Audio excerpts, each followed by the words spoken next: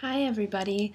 So this video is probably about 2 years in the making now, and I apologize for being absent from YouTube for such a long time, but I've just been busy. I'm a sophomore in college now, so I've just been doing a lot in my life. Anyway, this is a progress video, and I want to just share with you guys what's been going on in my life in these past 2 years that I have taken a little hiatus from YouTube. So first things first, I want to tell you about my hair progress. I think last time I published a video on YouTube, my hair was pretty short, but I'm happy to say that as of this month, I am 2 years and 2 months pull-free. So I have pretty much concluded that I have kicked trichotillomania's ass. I just like to think that I'm free of it forever, but of course I'm a rational person, and I know that, I read stories of people who have been pull-free for 10 years, 20 years, and then all of a sudden it comes back and makes an appearance in their life, and I'm really hoping that that doesn't happen to me, but I am fully aware that it could happen to me. And I'm prepared for that, and I have the tools under my belt. I feel now that if it does come back, I can deal with it accordingly, and hopefully I won't have to fight it for as long as I did the first time. But I am just extremely proud of myself that I've been able to make it to this point. So questions that people normally ask me when they find out that I stopped pulling for so long is, do I ever have the urge to pull anymore? Which I don't. I go through my day never really thinking about pulling my hair or putting my hand to my head in general. I can do my hair, brush it, braid it, whatever I want to do with it, without any urges to pull it out. Yeah, I never get the urge anymore. It's completely gone.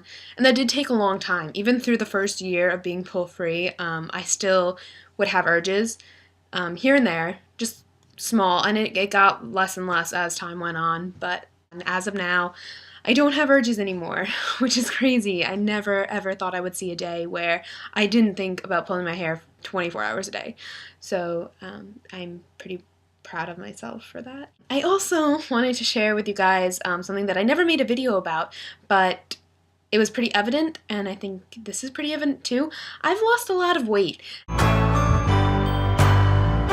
you can tell everybody.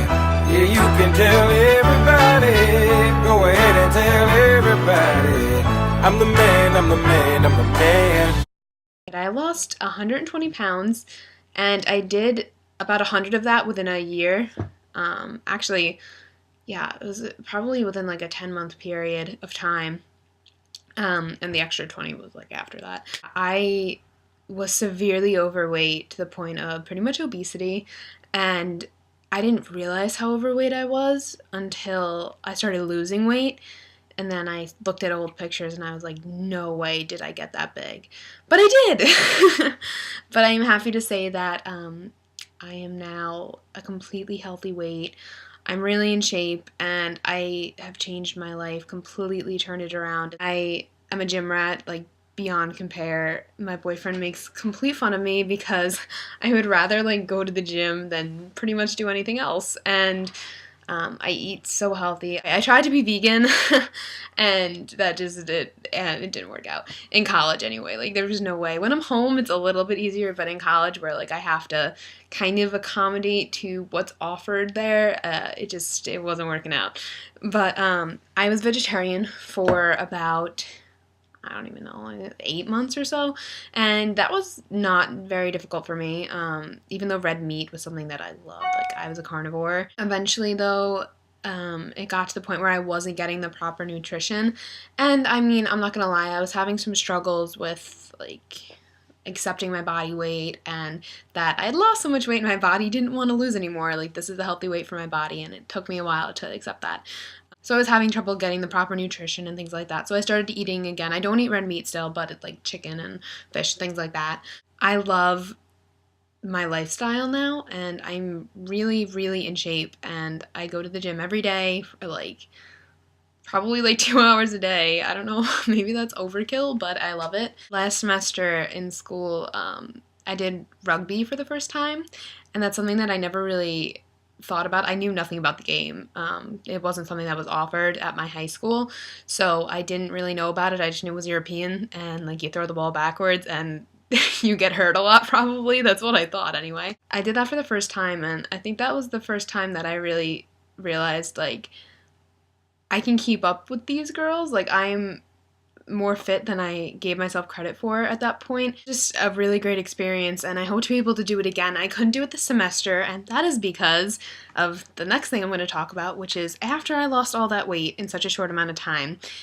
It's great, and I'm so proud of my weight loss, but unfortunately, when you lose that amount of weight in that short of a time, your skin gets pretty pissed off at you, and it doesn't bounce back very quickly or at all. So I tried for so long. Like, I kept trying to tighten the skin, and it wasn't going anywhere. So I tightened it as much as I could, but I still had a lot of extra skin. It was pretty gross for me anyway. I didn't like looking at it. I felt kind of defeated because I felt that I had put so much work in and so much effort in to getting my body to a place where I was comfortable, and then I still wasn't comfortable because I didn't have the fat anymore, but now I had all the skin like hanging in weird places. It was, You know, some people decide to live with it, and that's, you know, completely your choice, and I think more power to you if you're cool with it, but I wasn't.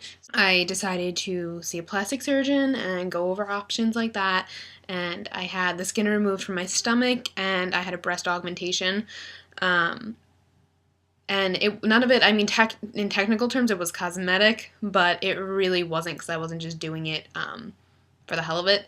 I was doing it because it was kind of a necessity at that point. I looked like I was 19, but under my shirt and everything, I looked like a 90-year-old woman, and it was not cute. I did that this May, right when I got home from school, and my surgery actually ended up being kind of complicated, which doesn't happen often, but, and it's not something that you should be afraid of if you're thinking of it. Mine was, you know, the unusual end of the spectrum when it comes to getting those kinds of plastic surgeries, but I had complications, and I had bleeding under the skin, and then they had to reopen me up and drain all that blood, like emergency, like 5 in the morning kind of thing, because my bandages were all bloody.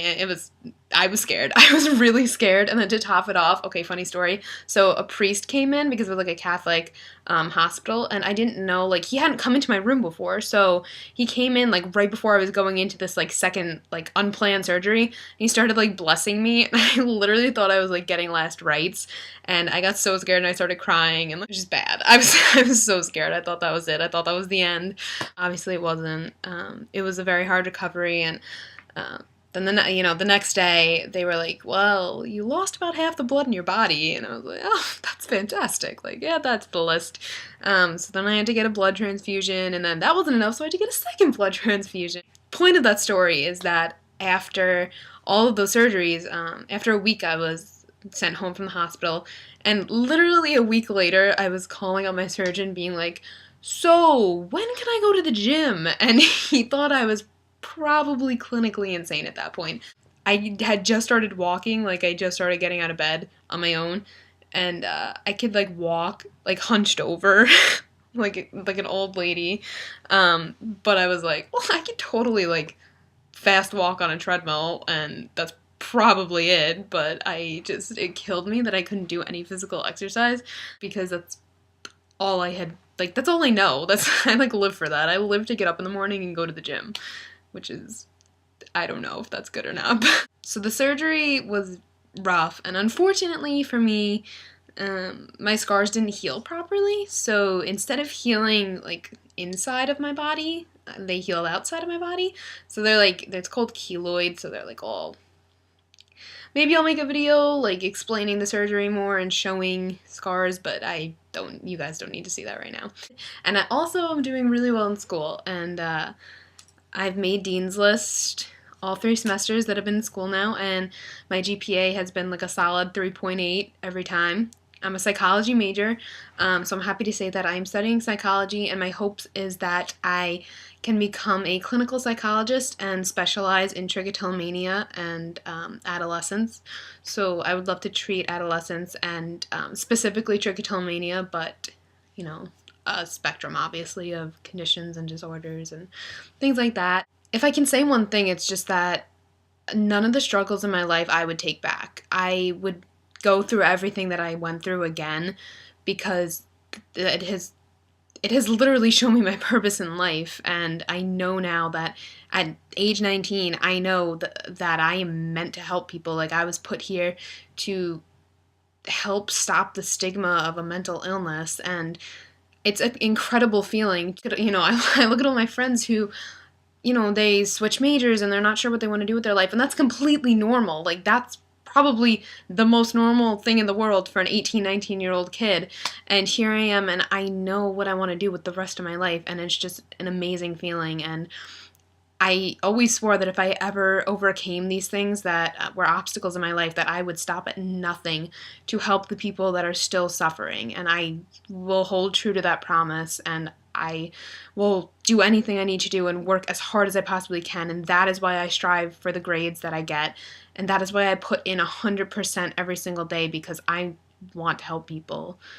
I'm just so happy that I am where I am right now, and I couldn't have done it without the support of so many people in my life.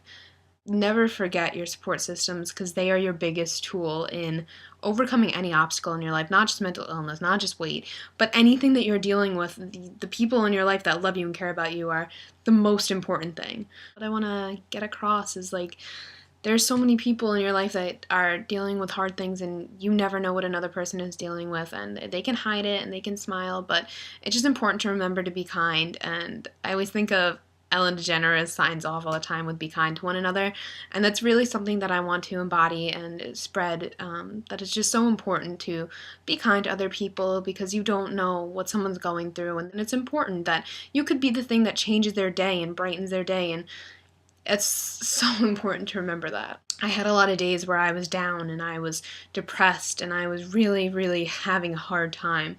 And the people in my life who showed me kindness, who even just smiled at me or made the effort to talk to me and ask me if I was okay, those people really made a difference, whether they know it or not. They changed the course of my life.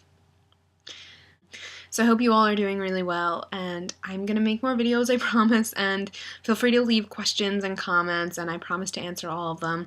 I love you all, and remember that anything is possible, and if you set your mind to it, you can do it. I truly believe that, and I believe in each and every one of you. I love you guys, and I will see you soon. Bye! Ready?